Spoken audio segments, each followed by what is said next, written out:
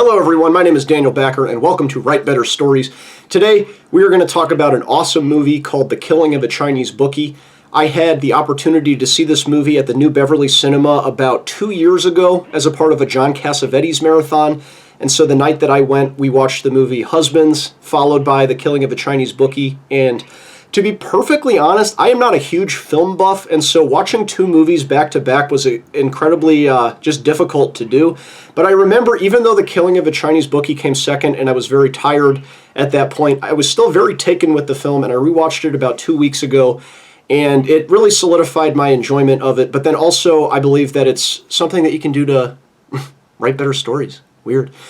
So I think maybe the most striking thing about this film to me is that it's all unified with a central metaphor. And so I think that the reason that this can help us write better stories, or just maybe even think of analyzing movies differently, that it's easy to get lost in thinking that you need to just throw all of these ideas into it and just keep coming up with all of these new things. And definitely some of my other favorite films, like maybe Inherent Vice, or just those other kind of like trippy noirs, tend to just be like really, really heavy on having a bunch of scenes and a bunch of characters and creating this sort of swirl fever dream sort of thing. And The Killing of a Chinese Bookie still achieves the fever dream, but they do it with a much more central, or a simple central metaphor rather than just stacking up all of this info. So to be specific, the premise is about Ben Gazzara's character, who is either the owner or like the host at a strip club. I'm not really sure like what his role in the business is, but he introduces the girls as they come out on stage. But then there's also this person that I will refer to as the ugly man. And for a lot of the film, you're wondering, like, why does this man like get all of this stage time? Because regardless of what you think of strip clubs, the whole point of a strip club is to basically like watch naked people dance, you know? And then this ugly man comes out and recites monologues and basically distracts from the girls. And this is, I think, a very beautiful metaphor that demonstrates Ben Gazzara's psychological tension as a character. And so I'm not going to go through every single scene in order to prove my point on this, but my interpretation of this metaphor, I'll go first, and then I'll try to provide a couple examples, but I don't want to make the video too long either.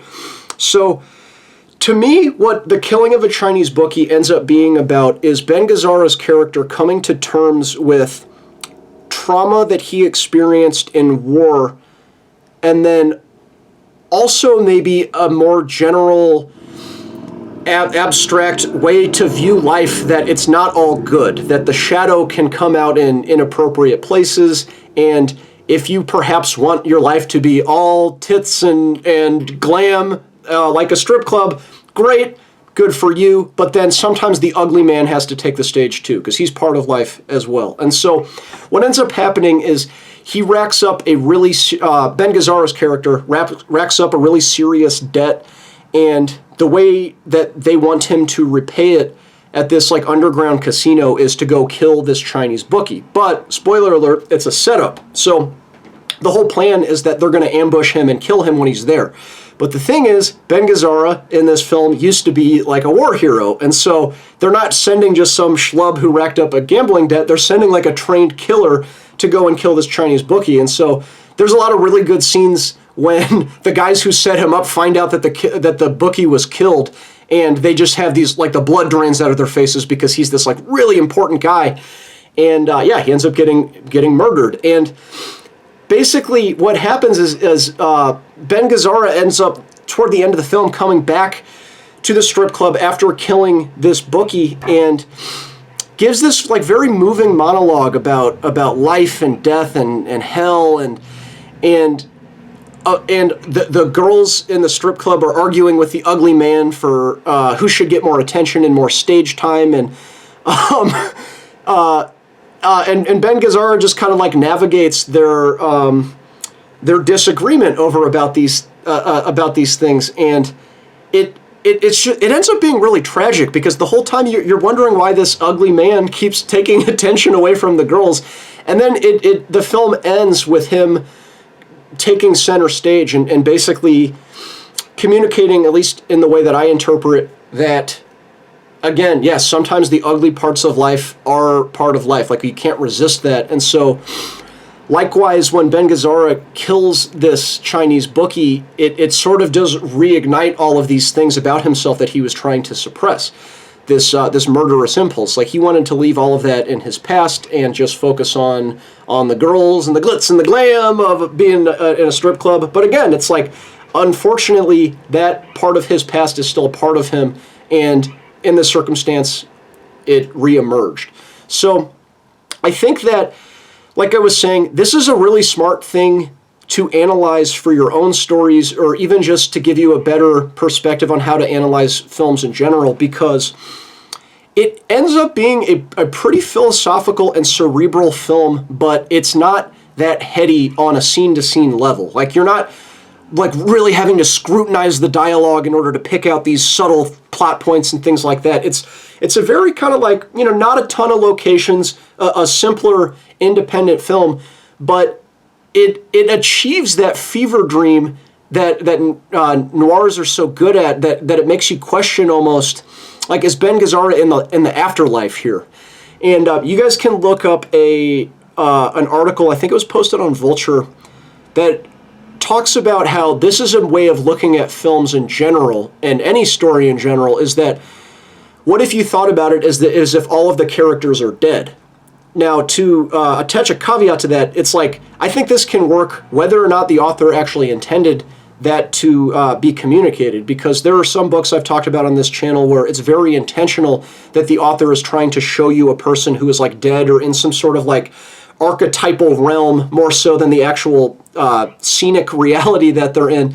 So I think the reason it's beneficial to look at everything through this lens is that it just elevates everything to a more meaningful, almost like a karmic level.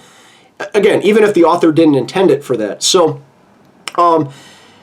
this is just coming through completely in spades in The Killing of a Chinese Bookie. Like, you could even argue, what if he does actually get killed during this thing, and that all of him running around and expertly evading all of the bookies, lackeys who come and try to kill him afterward. But what if that's like a projection of his dying mind or something, and then we sort of see the ugly man taking stage at the end as this like kind of final reassertion of the ugly parts of him coming to kill him in the end. That interpretation may not be true, but what I find so fascinating about it is that it's achieved so simply. Like, it's the central metaphor that guides this really philosophical, deep exploration is just the idea that, like, it's literally like beautiful women who are naked versus this ugly man, and that is, I think, a good guiding light in order to basically simplify your own stories. Like, you don't need to keep stacking ideas on top of each other. If you come up with like a really simple visual metaphor or philosophical metaphor, that can serve as the guiding light for everything. And then you can think of any scenes that you write as basically explorations within that guiding metaphor, and then you can use that guiding metaphor to decide if the scenes that you come up with fit within your story or not. But that'll be more in the editing process. And so, lastly, I'm just going to touch a little bit on how this is, I think, a similar thematic exploration as the film Hard Eight, which is another film that I've talked about on this channel before. That is Paul Thomas Anderson's first feature-length film. And very similarly, it's about a main character that wants to leave their violent past behind them, and it reemerges. And in both of these films, there are a lot of very evocative and beautiful character actions that like really succinctly show all of that tension going on inside of them. And if you've watched any of my videos, you know that's something that I am super excited about in storytelling. And so I think I'm going to leave it at that for now. Yeah, no need to beat a dead horse. I hope that I have communicated everything clearly, and I hope that this will help you write better stories. Thank you.